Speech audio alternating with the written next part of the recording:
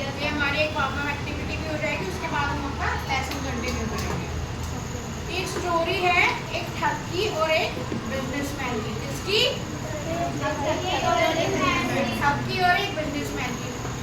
एक बार एक हीरे का व्यापारी होता है, वो बहुत बड़ा बिजनेसमैन होता है हीरे का, डायमंड का, और उसे किसी बिजनेस के लिए हीरे लेके एक शिप के थ्रू 6 दिन के लिए ट्रैवल करना होता है, दूसरी कंट्री में जाके अपने हीरे सेल करने होते हैं।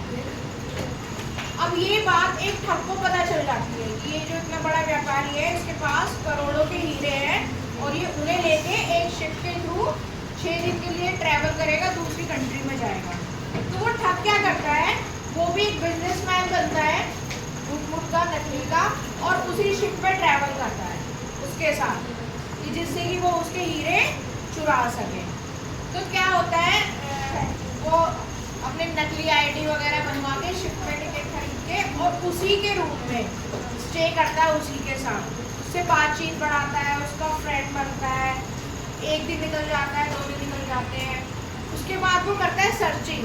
जैसे ही वो जो व्यापारी होता है हीरे का, वो अपने रूम से बाहर जाता है, शिप में जैसे बाहर देखने या वॉशरूम जाता है या डिनर के लिए जाता है, तो उसके पीछे से वो उसके बैगों की तलाशी लेता है।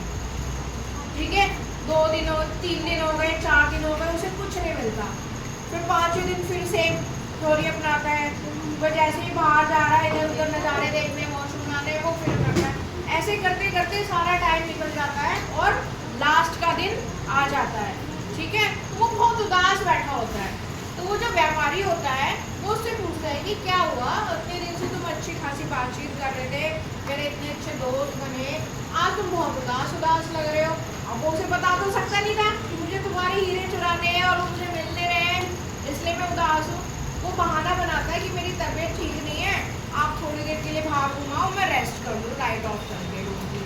तो कहता है ठीक है, वो चला जाता है और वो अब की बार पूरी मेहनत के साथ उसका सारा सामान ढूंढता है, पैड में, ड्रॉर में, उसके बैग्स में, उसकी हर चीज़ें ढूंढता है, लेकिन वो हीरे की पोटली जिसमें वो करोड़ों के हीरे होते हैं वो उसे अब भी नहीं मिलते। यात्रा समाप्त हो जाती है, वो सब शिप से उतरते हैं उस कंट्री में।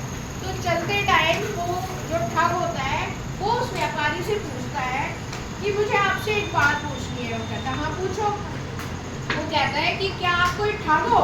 तो बिजनेसमैन बहुत तेज हंसता है कि नहीं, मैं तो कोई ठग नहीं हूँ, मैं तो व्यापारी हूँ हीरे का, आप सर्च कर सकते हो, मेरे बारे में जानकारी ले सकते हो। तो वो कहता है कि अब मैं आपको बताता हूँ कि मैं एक ठग हूँ और मैं इस शिप पे और आपके साथ सिर्फ इसीलिए आया था क्योंकि मुझे पता है आपके पास करोड़ों के हीरे हैं, लेकिन मैंने 6 दिन इतनी कोशिश करी लेकिन मुझे वो हीरे आपके पास कहीं नहीं मिले। तो अगर मैं इतना ठग हूँ और मुझसे कोई चीज़ इतनी ज़्यादा मतलब सर्च करने पे भी नहीं मिली, छुपी रही, तो मुझे लगता है कि आप मुझसे भी बड़े ठग हो, आप महा ठग हो, आप सच सच बताओ।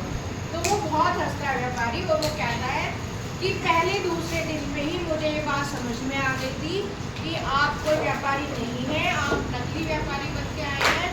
जिस तरह से आप मेरे से इतनी जल्दी घूमने गए, दोस्ती बढ़ाई, तो मैं तो सच्चा व्यापारी ही हूँ। लेकिन अब मैं रीज़न बताता हूँ कि आपको मेरे छुपाए हुए हीरे क्यों नहीं मिले। वो कहता है कि हाँ मुझे भी बहुत क्यूरियोसिटी है, एक बार मैं जानना चाहता हूँ कि मेरी इतनी कोशिशों के बावजूद मुझे वो हीरे क्यों नहीं मिले। तो वो व्यापारी बताता है कि जब जब भी मैं घर उस रूम से बाहर जाता था, वॉशरूम के लिए, डिनर के लिए, लंच के लिए या बाहर फोटोग्राफी के लिए, किसी भी काम के लिए, तो मैं अपने वो हीरो की थैली, अपनी पोटली आपके बैग में डाल के चला जाता, क्योंकि मुझे पता है कि आप मेरा सारा सामान चेक करोगे लेकिन अपना बैग कभी भी चेक नहीं करोगे, इसलिए आपको वो हीरे की पोटली कभी नहीं मिली। तो जो ठग होता है वो बहुत ज़्यादा मायूस हो जाता है और वो सोचता है हाँ मैंने बहुत बड़ी गलती कर दी। अच्छा कोई बताएगा इस स्टोरी से हमें क्या मोरल मिलता है? चलो मैं जो वो पोटली है वो हमारे विचार हैं, ठीक है, हम जो वो बैग है और वो जो हीरे हैं वो हमारी अच्छाई है।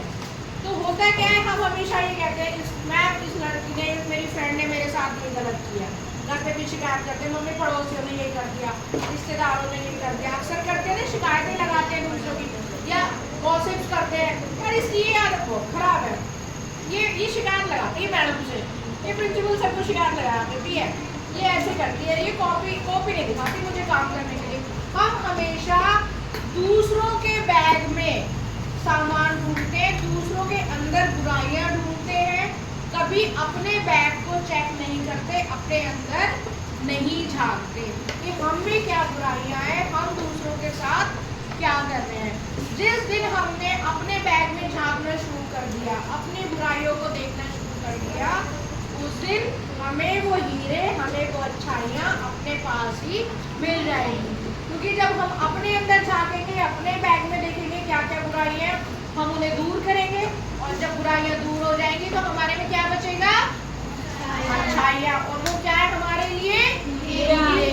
तो इससे हमें ये मॉरल मिलता है, ये एजुकेशन मिलती है कि दूसरों के बैग में नहीं झांकना है, अपने बैग में झांकना है, अपनी अंतरात्मा में देखना है कि हम में क्या बुराइयां और उन्हें दूर करना है। ठीक है, थैंक यू।